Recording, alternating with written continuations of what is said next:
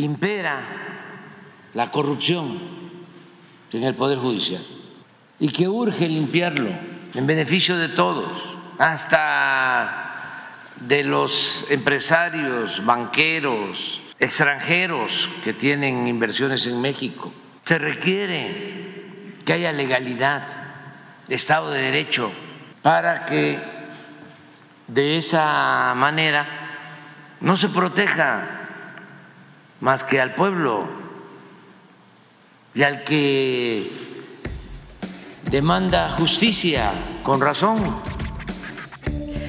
El próximo 1 de octubre, la primera mujer presidenta asumirá el poder en México. A Claudia Sheinbaum, que fue elegida con 36 millones de votos de los mexicanos y mexicanas, le tocará construir lo que en el país denominan el segundo piso de la Cuarta Transformación. ¿Qué significa? Continuar con lo que ya se implementó en el sexenio de López Obrador y realizar aquello para lo que los primeros 6 años de la Cuarta T no resultaron suficientes. Una transformación que supone no solo seguir construyendo ese México nuevo, el que se enfoca primero en los pobres, que son una mayoría en un país muy rico, sino también eliminar los vestigios de aquella democracia sin demos de la que tanto presumía la élite mexicana. México hoy sigue siendo uno de los países con mayor concentración de riqueza en el mundo. No hay economía en América Latina y el Caribe donde tantas grandes empresas estén en manos de tan pocas familias, informaba hace unos meses el Banco Mundial. Carlos Slim y familia, Germán Larrea Mota Velasco y familia, Ricardo Salinas Pliego y familia, María Asunción Aramburu Zavala y familia, Antonio del Valle Ruiz y familia, entre otros tantos protagonistas de las listas de Forbes, con fortunas valoradas en miles de millones de dólares. Todos con conexiones amistosas con la prensa corporativa, con el Poder Judicial, con las transnacionales y algunos de ellos con el Departamento de Estado. El mismo Banco Mundial revelaba hace unos meses que entre 2018 y 2024 unos 9 millones de mexicanos habrían salido de la pobreza y no lo han hecho gracias precisamente a las políticas neoliberales en las que se apoyaron durante décadas los gobiernos del PRI, del PAN y las familias multimillonarias desconectadas de la realidad de millones de los conciudadanos. Los datos son tosudos, pero la realidad es aún más tosuda. La construcción de ese segundo piso de la Cuarta Transformación encontrará en su camino una férrea oposición de todos aquellos que sentirán sus derechos violentados, sus derechos a no pagar los impuestos, sus derechos a la impunidad, sus derechos al privilegio vitalicio y sus derechos al nepotismo, los derechos de los poderosos en el país de los nacos, porque ellos lo valen. Claudia Sheinbaum arrancará su mandato en medio del ruido de sables por la recién aprobada reforma judicial, cuyo pilar es la elección popular de ministros, magistrados y jueces.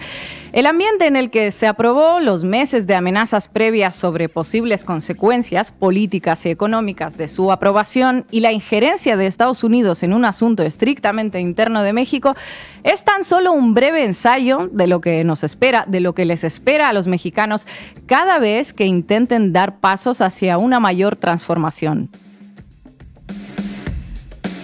Las multinacionales, los multimillonarios, los aliados de los viejos regímenes no soltarán tan fácilmente sus privilegios, sus prebendas y su impunidad respaldada judicialmente. Sus medios afines nos distraerán, como ya dijimos por aquí, con sus metódicas entregas sobre la libertad amenazada, la deriva hacia el autoritarismo y los enemigos de la democracia. Pero lo que les preocupa ya no es tanto México, sino, como decía el periodista Kurt Hagbart en Jacobin Mag, citando a su colega Eugène Pourier, el miedo a un buen ejemplo. Que nadie se entere de lo que pasa en México, salvo por los titulares de los medios de toda la vida. Que el buen ejemplo no se extienda a otros lugares. Y hoy en La Base volvemos a hablar de México, país del que tanto mi compañero Mano Levín como yo acabamos de regresar hace tan solo unos días en el caso de Mano y unas horas en mi caso. Bienvenidos y bienvenidas. La Base.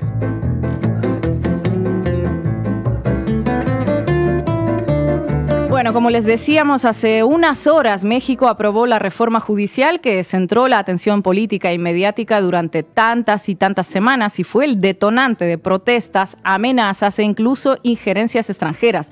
Se trata de uno de los mayores cambios en la constitución del país que el partido gobernante Morena sacó adelante con la mayoría calificada de 86 votos. Lo hicieron en medio de una jornada convulsa, con protestas afuera del Senado, irrupción de manifestantes afines al Poder Judicial hasta el mismo pleno del Legislativo, rumores sobre chantajes, coacción e intentos de frenar el mero debate a través del famoso recurso de amparo. Finalmente la reforma salió adelante gracias al sí de último momento del senador panista Miguel Ángel Yunes. Con su apoyo se consiguió justo el mínimo de los 86 votos favorables necesarios para introducir enmiendas en la Constitución. Ahora falta que la reforma sea ratificada por los congresos de al menos 17 estados, algo que en realidad no parece muy complicado si tenemos en cuenta que Morena gobierna en 24 de las 32 entidades territoriales del país. Y luego de eso, la reforma será promulgada por el presidente saliente Andrés Manuel López Obrador. Sucederá antes de que asuma Claudia Sheinbaum. Y a Claudia Sheinbaum, una vez consagrada como presidenta, pues le tocará lidiar con las amenazas y pataleos de ahogado de los sectores opositores, empresariales, empresas transnacionales y, como no, de los grandes conglomerados mediáticos. Grandes conglomerados mediáticos que hoy no se referirán a esta reforma con otros adjetivos que no sean controvertida, polémica o peligrosa. Para los que no están al tanto de su contenido, les recomendamos que vean un episodio de La Base Agosto que hicieron las compañeras sobre los cambios que plantea esta reforma.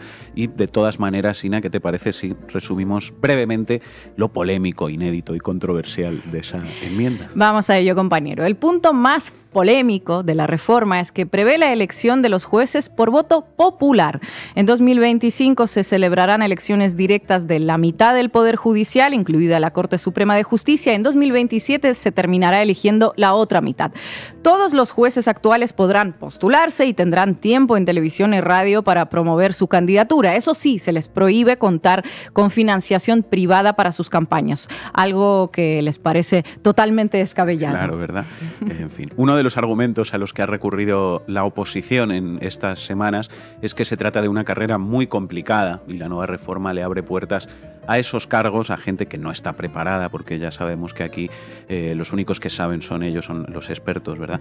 Bueno, no es tan así. La reforma prevé conformar comités técnicos en ambas cámaras del Congreso precisamente para garantizar que los candidatos a magistrados cumplan con los niveles de educación y de formación, de preparación y experiencia que se requiere para ejercer el puesto, lógicamente. Exactamente. Además de eso, los mandatos de los jueces se reducirán de 15 a 12 años, el número de magistrados también se reduce de 11 a 9, se eliminarán los salarios excesivos, y créanme, son muy excesivos, las pensiones vitalicias también, se establecerá paridad de género y un límite a la duración de los juicios, que esto es todo un problema en ese país donde 6 de cada 10 presos sigue sin sentencia por la lentitud del proceso.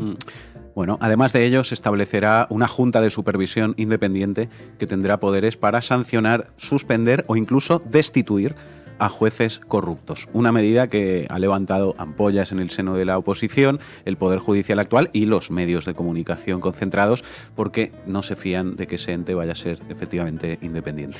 Y otro punto muy importante de la reforma, que también ha echado gasolina en el debate, es que se frenará el uso del recurso de amparo para bloquear cualquier iniciativa. Claro, aquí es donde toca explicar ese fenómeno, ¿no? El del recurso de amparo o la figura del juez de amparo. Básicamente se trata, en su concepción ideal inmaculada, de un medio de defensa al que cualquier ciudadano podría acceder si considera que una autoridad está violentando sus derechos. Una forma de medida cautelar preliminar, ¿no? Te imputan en un caso injustamente, puedes recurrir al juez de amparo que tendrá que decidir si el proceso es limpio o no. ¿Qué sucede con el recurso de amparo en un país con el Poder Judicial como el de México? Pues que se convirtió en una herramienta para paralizar las reformas y los juicios en contra de los verdaderos poderosos de México. Así es, durante el sexenio de López Obrador, el recurso de amparo se convirtió en la herramienta preferida de la ONG Mexicanos contra la Corrupción y la Impunidad, por ejemplo, financiada tanto por la oligarquía mexicana como por la USAID y la ANED, para paralizar cualquier proyecto de obra pública.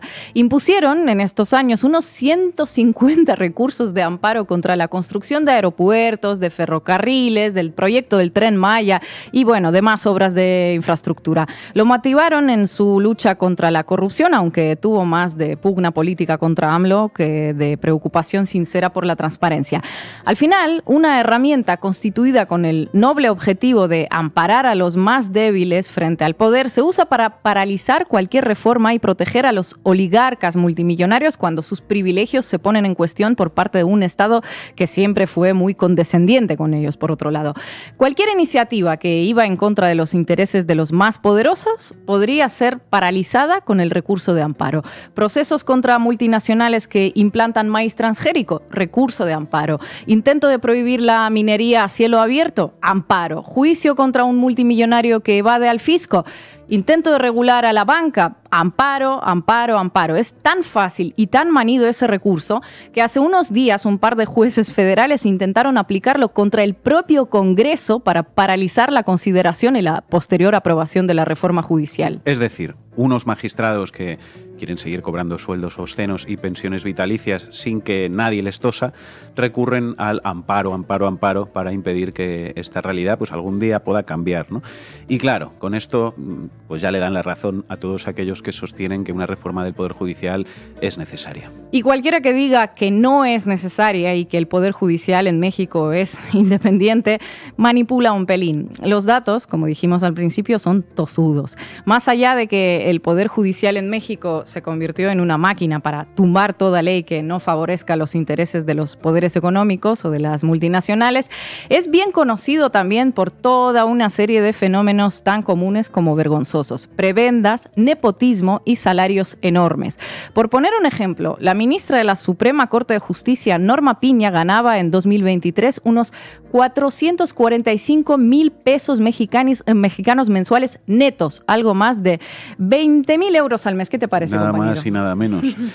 Quien los pillara, 20,000 euros netos al mes son absolutamente necesarios, por supuesto, para garantizar la independencia y la transparencia judicial, por supuesto que sí.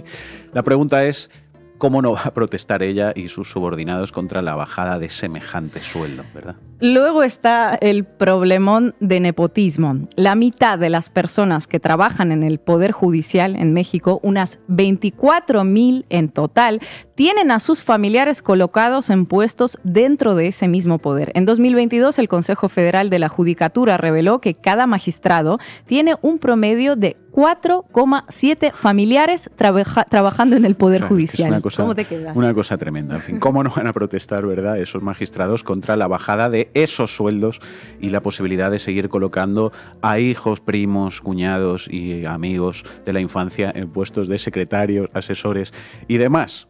Un poder federal básicamente tomado por varias familias, de varias dinastías, digamos, ¿no? Al menos ejerciendo lo petarán, ¿verdad?, esta gente. Bueno, vamos a ver. En los últimos 20 años se presentaron miles de quejas aduciendo que los crímenes no se investigan.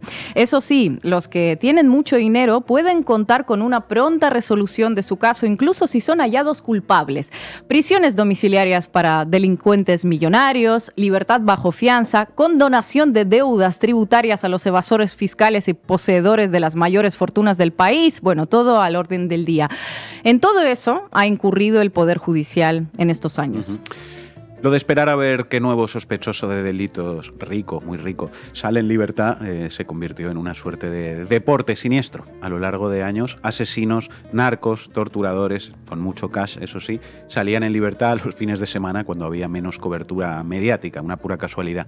Esta práctica de soltarlos a criminales y delincuentes poderosos los sábados hasta recibió una denominación: el sabadazo. Eso es, un sabadazo. Así salieron de las cárceles gente como Emilio Lozoya, Colombia, acusado de arreglar la financiación de campaña de Peña Nieto con la empresa brasileña Odebrecht. Así fue liberado el exgobernador de Puebla, Mario Marín, acusado de torturar a la periodista Lidia Cacho por revelar su presunta participación en una red de tráfico y pornografía infantil.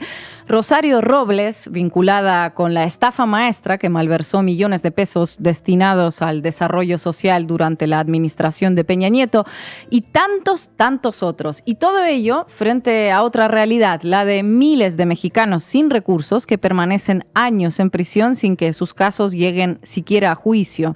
Hay miles de casos como el de Israel Vallarta, que lleva 18 años en prisión acusado de delincuencia organizada y secuestros sin que se celebrara juicio alguno. Vamos, que la controversial, polémica, escandalosa reforma judicial, como la describen hoy la derecha y la progresía mediática también, pues viene a cambiar esta realidad. ¿Quiere decir esto que es ideal, que es perfecta?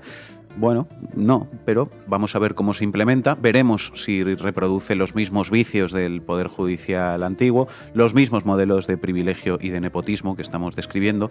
Lo que está claro es que el Poder Judicial mexicano necesitaba una pequeña depuración, ¿verdad? Pequeñita nomás. Además, como recuerda Kurt Hagbard, que ya citamos en su artículo para Jacobin, esta reforma debe entenderse en el contexto de las otras enmiendas constitucionales que el Congreso mexicano va a considerar en los próximos meses. Una mayor autonomía para los pueblos indígenas y afromexicanos, una mayor protección salarial y pensional, la prohibición del fracking, de la minería a cielo abierto y del maíz transgénico. ¿Cómo habría actuado el Poder Judicial tomado por Norma Piña en caso de llegar a plantearse la prohibición de glifosato, por ejemplo? Buena pregunta. Algo me dice a mí que favoreciendo a las multinacionales que lo utilizan en el suelo mexicano. Igual me equivoco, pero... En fin, lo que a los empresarios, diplomáticos de Estados Unidos y millonarios les preocupa no es que entre el narco en el Poder Judicial, como se han dedicado a convencer a los demás en todo este tiempo. No que se pierda la independencia, no que se vayan los inversores del norte. ¿A dónde se van a ir los inversores del norte? ¿Le van a dejar a México a los inversores chinos o cómo va a ser eso? Lo que les preocupa en realidad a todos esos actores es que el Poder Judicial nuevo les imponga límites a sus actividades lucrativas y extractivas en el suelo mexicano. Unas actividades que solían tener el blindaje legal de Norma Piña y sus subordinados. Eso es lo que quieren impedir a toda costa. Eso, y que la fiebre por transformar se contagie, que la fiebre mexicana se propague por el continente. Una transformación que empiece en México, del Poder Judicial, de los medios de información, como nos hablará ahora Manu, de la mera conciencia, y que siga más allá. El Poder Judicial, y no solo en México, es un fenómeno de América Latina y de Europa. Está muy sometido a las oligarquías. Entonces está al servicio del poder económico.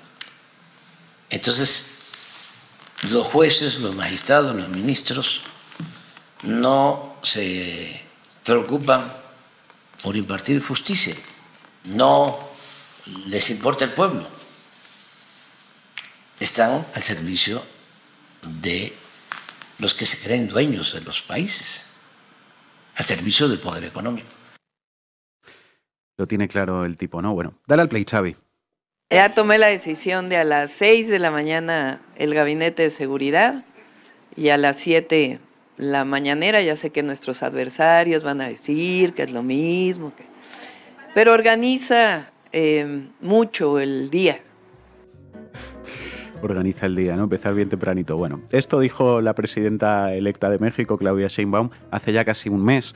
En los medios concentrados de México se especulaba en aquel momento si sí o si no, cómo serían, qué diferencias tendrían respecto al sexenio anterior, etcétera, etcétera. Claudia Sheinbaum ya hace conferencias de prensa como presidenta electa, así que cabe esperar que las que empiece a hacer como presidenta en ejercicio sean similares, más ejecutivas quizá, vamos a decir, que las de AMLO, pero las mañaneras, las conferencias de prensa matutinas diarias que estableció López Obrador van a continuar en el nuevo sexenio, para disgusto de algunos. Enseguida veremos quiénes y por qué. Habrá que ver también, por otro lado, hasta qué punto, a muchos niveles, político, diplomático, pero también a nivel ideológico y comunicacional, la Argentina de Milei no está llamada quizá a convertirse en América Latina en la otredad, en el antagonista de lo que representa el gobierno de México.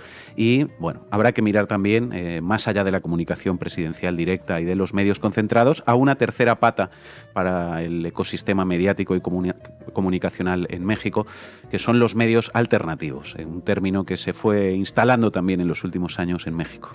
Todo eso será importante porque lo que sí parece bastante claro en estos mismos términos comunicacionales es lo que va a tener enfrente, ¿verdad? Vamos a ver hoy un poco ese otro lado, eso que hay enfrente. Yo os traigo un ejemplo en relación a eso último que mencionaba antes, los medios alternativos, de cómo se ve todo ese universo desde las tribunas de los medios convencionales, que creo que es interesante, y un par de cosas más también que me han hecho gracia. Vamos por partes. Lo primero es una pieza publicada en agosto en El País, del Grupo Prisa, en su edición México. La comunicación política de Claudia Sheinbaum. La mañanera ha sido apropiada popularmente y por esa razón, informaba El País, la próxima presidenta ha decidido que permanezca a partir del 1 de octubre. Así titula El País en relación a lo que comentábamos en el arranque. Pero lo interesante, en mi opinión, es esto otro. Fijaos, dicen las páginas de Prisa en México que lo que se ha dado a llamar medios tradicionales, cito literal, estarían definidos por su modelo de negocio privado, por su adhesión al concepto de que la prensa ha de mantener bajo escrutinio permanente al poder, ahora comentamos esto, por históricos, dice, porque existían antes del 2018, o porque no son abiertamente aliados del obradorismo. Añado, no son abiertamente aliados del obradurismo. Traducción, son abiertamente opositores a la voluntad política mayoritaria de los mexicanos. Ok, tenemos entonces medios privados, es decir, de los bancos y las grandes fortunas de México, que son todos opositores a la Cuarta Transformación. Ajá. En cambio, prosigue El País, los medios alternativos serían ese enjambre de plataformas que o bien son comunitarias o no forman parte del llamado mainstream, o muestran simpatía con el obradorismo, o han sido impulsados por la actual administración, o son de plano y orgullosamente aliados. De 5 elementos de la enumeración, 3 dedican en el Grupo Prisa a decir lo mismo, básicamente. O muestran simpatía con el obradorismo, o han sido impulsados por el obradorismo, o son de plano y orgullosamente obradoristas. Bueno, vamos a ver. Así que, entonces, el primer tipo de medios, los tradicionales, están en contra de lo que quiere la mayoría política en México, pero porque vigilan al poder, es decir, a las instituciones y al gobierno que han surgido del pueblo, de esa mayoría política. Y yo me pregunto, ¿a los verdaderos poderes de México, a esos también los vigilan? A ese 1% de los mexicanos que en 2022, según datos del World Inequality Database, concentraba el 47,9% de la riqueza nacional. Es decir, un 1% que acumula la misma riqueza que el 99% restante de la población del país, situando a México como el tercer país más desigual de toda América Latina. Buena pregunta esa. ¿Esos también los vigilan o no será más bien que son suyos y que por lo tanto, lejos de vigilarlos, los representan y defienden sus intereses, los intereses de ese 1% de verdaderos poderosos en México frente a los de las grandes mayorías? Yo diría que más bien lo segundo, ¿verdad? Que son un instrumento oligárquico frente a la voluntad popular, pero ¿qué sabremos nosotros? En cualquier caso, el éxito de Claudia Sheinbaum se medirá también en cómo evolucionen gráficos como este que acabamos de ver, y a los medios tradicionales, pues tenerlos a favor, lo que se dice a favor, pues va a ser que no. El enjambre de plataformas, veremos. Lo que está claro es que el enjambre no va a estar al servicio de los intereses de ese 1%, porque esos medios de momento pues no son de ellos, ¿no? Parece que eso no convence del todo en las redacciones de Prisa México, tampoco lo de la comunicación directa con la gente en formato mañaneras, y menos a nuestros queridos amigos de Latinus. Esto va a ser lo que decías que te había hecho reír, ¿no? Vigilancia del poder en México desde Delaware, Estados Unidos. Bueno, 3 cosas. Lo primero, por si alguien se perdió capítulos anteriores y no sabe bien de quiénes estamos hablando, así terminan los vídeos de los opinadores de Latinus. Este es uno de ayer mismo. ¿Sí veremos morir a nuestra democracia constitucional? ¿Víctima de un atraco en descampado? No podemos, no debemos permitirlo. Nos toca alzar la voz. Bueno, pues ya nos conocemos todos. Otro dato de contexto. Antes hablábamos de la reforma judicial. He pasado ahora varias semanas en México y uno hacía zapping por la noche por las televisiones tradicionales y eran todo tertulias en modo campaña contra ese proyecto del gobierno. Un ejemplo en Latinus, vídeo también de ayer mismo. El camino de la apresurada, atropellada, burda y obsesiva marcha por desmantelar al más odiado de los poderes, solo porque constituye la última y más importante barrera a los abusos en los que han incurrido y pueden incurrir el Ejecutivo y el Legislativo, ha estado plagada de una constelación de ignominiosos eventos que hoy se evidencian como una secuencia de episodios de cómo nos adentramos hacia el autoritarismo. Bueno, pues este es un poco el discurso y los adjetivos calificativos, ¿no? Aquí desde la mesa sí que le recomendaríamos al compañero ponerse algún punto en el guión, porque, madre mía. El camino de la apresurada, atropellada, burda y obsesiva marcha por desmantelar al más odiado de los poderes, solo porque constituye la última y más importante barrera a los abusos en los que han incurrido y pueden incurrir el Ejecutivo y el Legislativo, ha estado plagada de una constelación de ignominiosos eventos que hoy se evidencian como una secuencia de episodios de cómo nos adentramos hacia el autoritarismo. No se desfonde, amigo, que le quedan 6 años. Bueno, interesante lo de que el Poder Judicial es la última y más importante barrera, el dique de contención frente a la voluntad política mayoritaria de los mexicanos. Pues lo mismo que decía la marquesa o condesa o lo que sea. Es verdad. Bueno, poder mediático y poder judicial. Poder judicial y poder mediático, esos dos espacios en los que se suelen atrincherar las derechas para resistir los cambios cuando las mayorías resulta que apuestan por opciones distintas a ellos en México o en España. Bueno, y decíamos antes que Claudia Sheinbaum va a continuar una comunicación directa con la ciudadanía mexicana. Esto es lo que opinaba sobre ello desde Delaware Latinus, entre comparaciones de AMLO con Hitler y Mussolini. Ese espacio, que se ha denominado como mañanera, conforme al proceso de vulgarización del lenguaje público en clave autoritaria, tal como lo advirtió Orwell en su icónica obra distópica 1984, que consciente y machaconamente ha caracterizado la comunicación oficial, se ha convertido en una especie de reality show en donde se gobierna. Hitler y Mussolini, y 1984 de Orwell, que no falte tampoco, y falta Niemöller también. Estaba Mao por ahí también. Bueno, que el ritmo no pare. Ese espacio llamado mañanera. En fin, interesante que, de todas maneras, que use ese término de la vulgarización del lenguaje político, ¿verdad? Con lo que en realidad no se refiere a otra cosa, a que sea para todos, a que sea democrático, ¿no? La democracia, esa cosa tan vulgar, ¿verdad? Mejor que la política sea solo para unos pocos. Se entiende mejor la cosa con el siguiente corte. Le permite al presidente, sin intermediarios, estar en contacto con su base política. Hablarle a la gente, por supuesto a su gente, directamente, de manera coloquial, sin los tradicionales oropeles y la solemnidad que suelen tener los discursos oficiales. Apapacharla, hacerla sentir importante, parte del poder.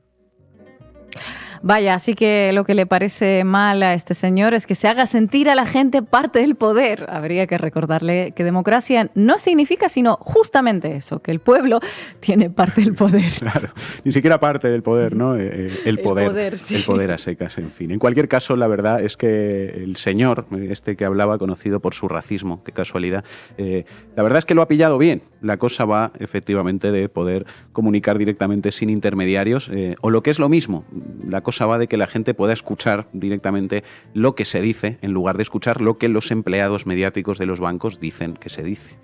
O al menos no solo eso, porque ellos pueden seguir hablando, nadie los cerró, nadie los prohibió, simplemente ahora se puede y se seguirá pudiendo escuchar otra versión de las cosas. Qué idea más loca, ¿verdad? Propia de Hitler y Mussolini, sin duda, y de 1984 de Orwell. Bueno, vamos a escuchar para acabar un vídeo más de Latinus. Dale al play, Xavi.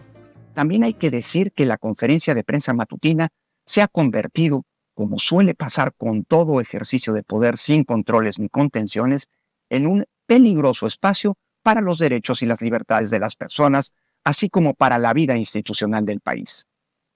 El poder en su ejercicio necesita frenos, contrapesos y contenciones, o termina por desbordarse y arrollar derechos y libertades ajenas.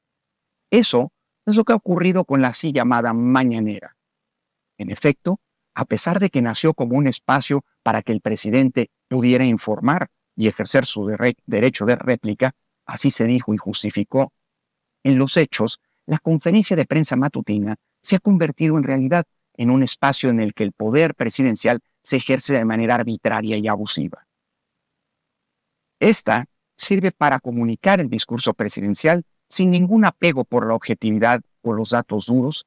De hecho, ahí se recrea una realidad muchas veces inexistente y con frecuencia contrapelo de los mismos datos oficiales que son desmentidos o invalidados a partir del reino de los otros datos. ¿Continuará Claudia Sheinbaum con esos abusos matutinos del poder?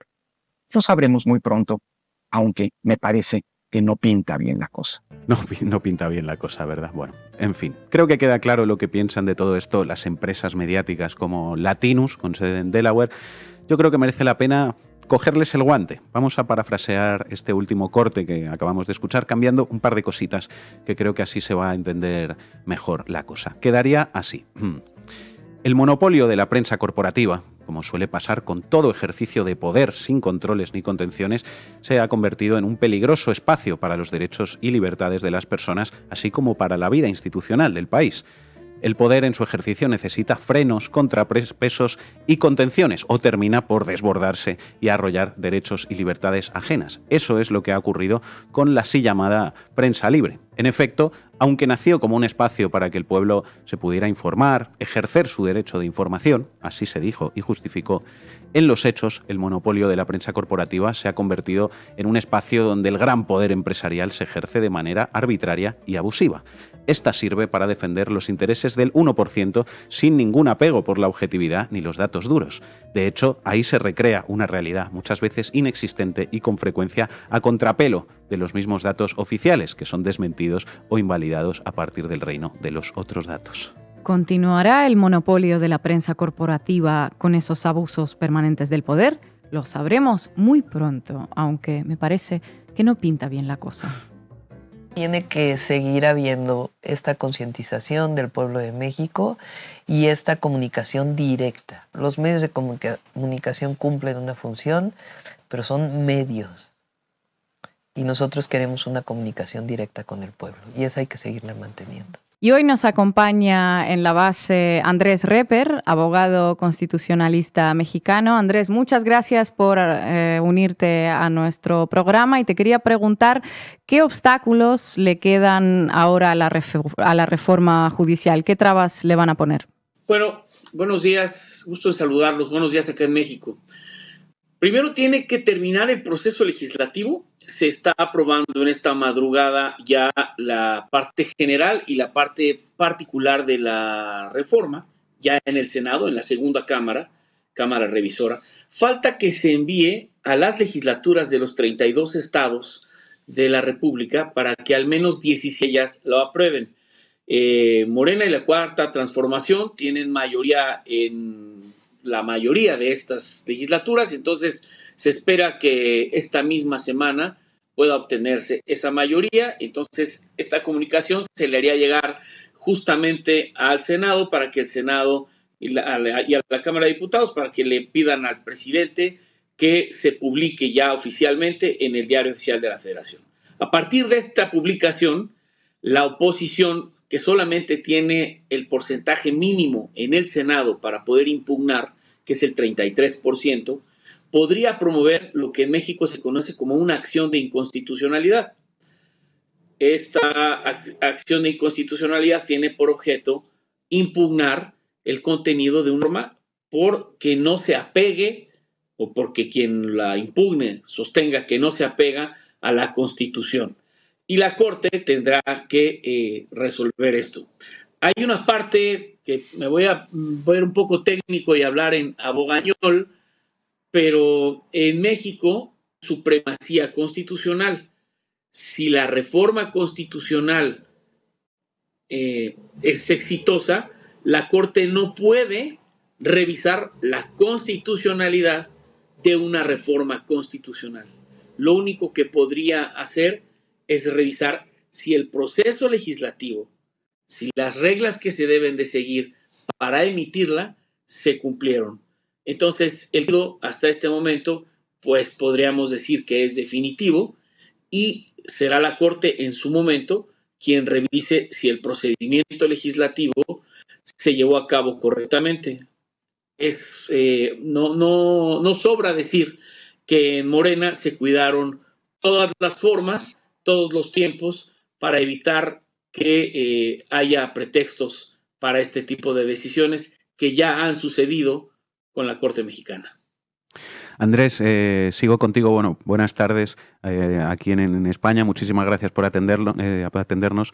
Yo te quería pedir que le expliques a nuestra audiencia cómo va a cambiar la reforma el funcionamiento del Poder Judicial, cómo va a afectar en lo concreto esta reforma.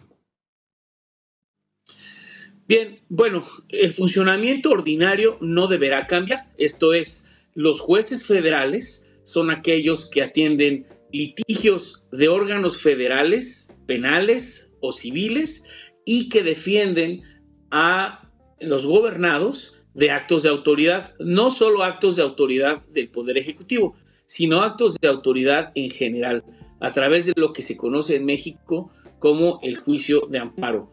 Esto deberá seguir, no hay un cambio en la legislación procesal ni en la legislación sustantiva de cuáles son las competencias de los jueces. Sin embargo, y aquí otra vez voy a meterme un poco a cuestiones técnicas, a partir de 2011 se le otorgó a los jueces el control de la Constitución. Antes era un control concentrado por la Suprema Corte de Justicia, y a partir de 2011 y basado en estas teorías de derechos humanos, establecieron algo que se llama el control difuso. Esto es, que cualquier juez federal, en general cualquier juez, podía ejercer control constitucional. Aunque de primera impresión parece un gran avance democratizador y liberador, en el fondo lo que se logró es que cualquier juez pudiera, con la mano en la cintura, suspender una reforma constitucional e incluso dictar suspensiones con efectos generales para toda la población, aunque no toda la población hubiera dado esa ley. Eso fue transmitirle un poder constitucional, digamos, central, neurálgico, a un solo juez. Y esto ya sucedió justamente en el caso de las empresas eléctricas como Iberdrola, donde un juez decidió otorgarle una suspensión a una empresa eléctrica para que no se tuviera que esperar a que la propia compañía del gobierno produjera y subiera a su propia red la energía que produce, sino que esta empresa pudiera entrar antes que el propio gobierno con su producción energética a la red del gobierno, y con esto pues afectar los costos de la energía para el pueblo. Entonces este juez, que por cierto venía de ser el pupilo y el discípulo, uno de los ministros, que sin restarle méritos a su gran trayectoria como abogado, y que había sido también abogado electoral del Tribunal Electoral hace unos años, pues proviene de la escuela que en todo México se conoce como la Escuela Libre de Derecho, que no es otra cosa sino la escuela para juristas derivada de la Revolución Mexicana, cuando la derecha se separó de la Universidad Nacional para tener su propia escuela de juristas. Esta escuela de juristas es donde se formó ni más ni menos que Felipe Calderón, donde se formó una buena parte de los ministros de la Corte y los que han defendido siempre a las empresas privadas. Son notarios, escribanos, hijos de notarios, abogados de banco, bursátiles de empresas extranjeras. Entonces, este juez consideró que se estaban violando los derechos humanos de la empresa a enriquecerse, a hacer negocio porque ella había invertido. Entonces le otorga la suspensión, pero en un acto de justicia magnánimo decide que no puede darle únicamente a esta empresa esta ventaja respecto más, que lo que procedería es otorgar una suspensión general. Entonces, una legislación que pasó por ambas cámaras y que tuvo un proceso legislativo simplemente fue frenada de un plumazo por ese juez, que hoy es magistrado, obviamente uno de los opositores principales a esta reforma judicial. Entonces, digamos, el funcionamiento de los jueces no va a cambiar, pero sí va a cambiar la forma en cómo se designan. ¿Ya? Se designan de manera endogámica mediante concursos que, por cierto, no publican las calificaciones, sino solamente si ganaste el concurso o si impugnas. Si ganaste, te enteras que lo ganaste. Y si impugnas, te entregan tus calificaciones. Una reserva de 400 aspirantes a juez y una sola plaza. Entonces, todos participan en el concurso, pero no todos quedan, aunque haya habido 50 que hayan sacado 10 de calificación, porque no basta sacar la calificación, sino que tengas buenas relaciones al interior del Poder Judicial, porque la presidenta de la Corte hoy en día es la presidenta del Consejo de la Judicatura. Hay muchas historias de trayectorias de jueces y magistrados que fueron empujados, guiados, impulsados y apadrinados por ministros de la Corte, cuando se supone que la Corte únicamente es el tribunal constitucional y de última instancia. No es una instancia de recursos humanos formadora de juzgadores, pero en la realidad así es. Un detalle extra: si tú fuiste secretario de algún ministro, tú ya no tienes que pasar por los exámenes. Tú tienes pase automático para ser juez del Poder Judicial. Esto además con otro detalle: si tú como justiciable, como persona que se vio perjudicada por una sentencia, acudes al Consejo de la Judicatura, pues resulta que siendo la presidenta de la Corte la misma presidenta del Consejo de la Judicatura, y siendo la Corte la que nombra a los consejeros de la Judicatura, que además son magistrados del propio Poder Judicial, pues ya te podrás imaginar que hay una inmunidad que se traduce en una impunidad. Yo concretamente he litigado casos en los que hemos denunciado 36 veces al mismo juez, un juez de Reynosa, Tamaulipas, zona delicada por cierto, y el terruño del nefasto gobernador Cabeza de Vaca, exgobernador, justamente quien recibió varios amparos por este juez.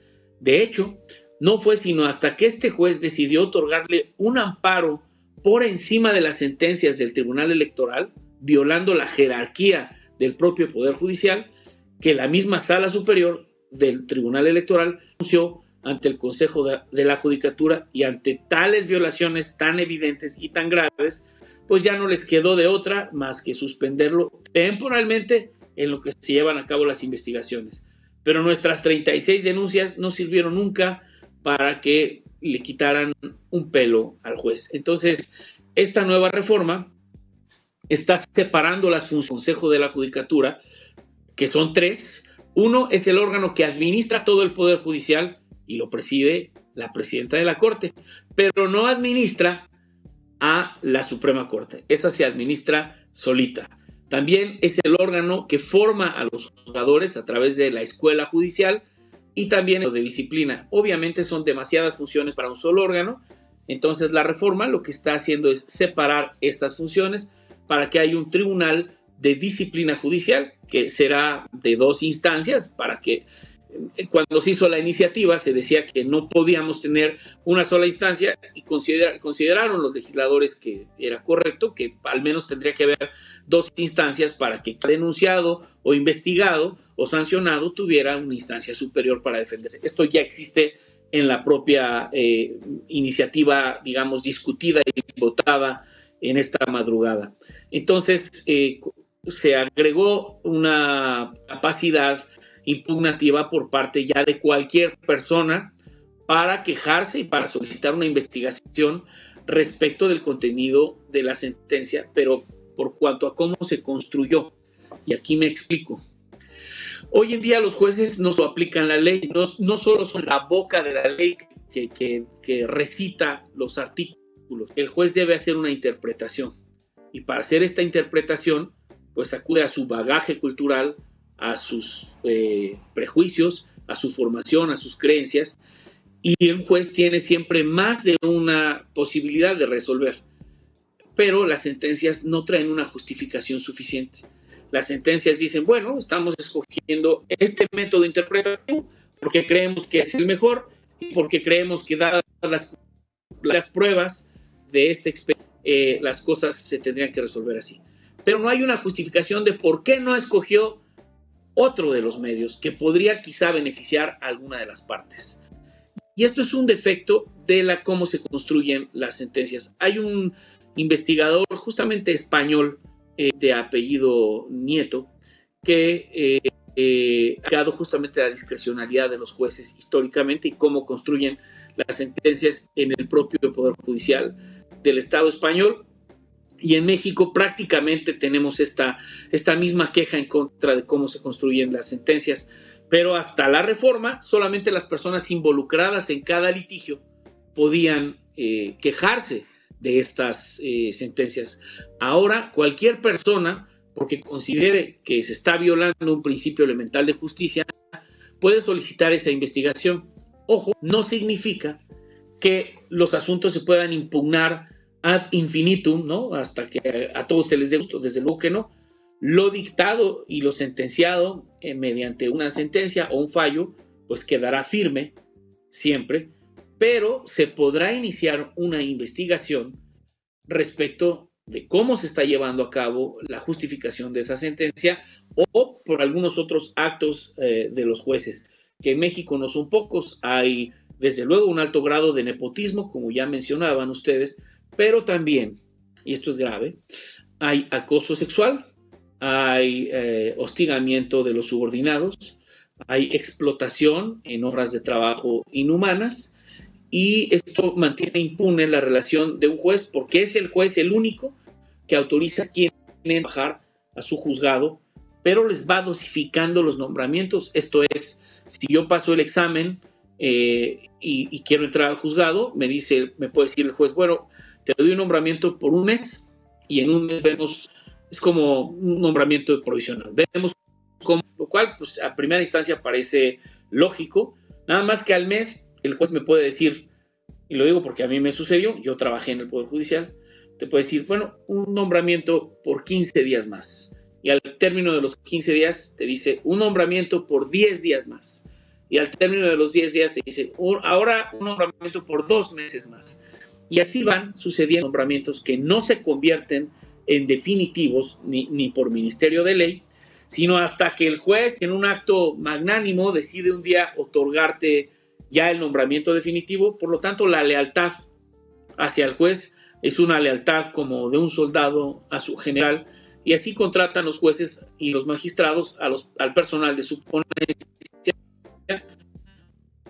Muchas gracias por estar con nosotros. Es que estamos también atravesando unos problemas de conexión, pero aún con todo ha sido detalladísima la explicación. Muchas gracias. Llegamos al final del programa. Les vamos a dejar con un tema muy famoso de Vicente Fernández, Las Mañanitas.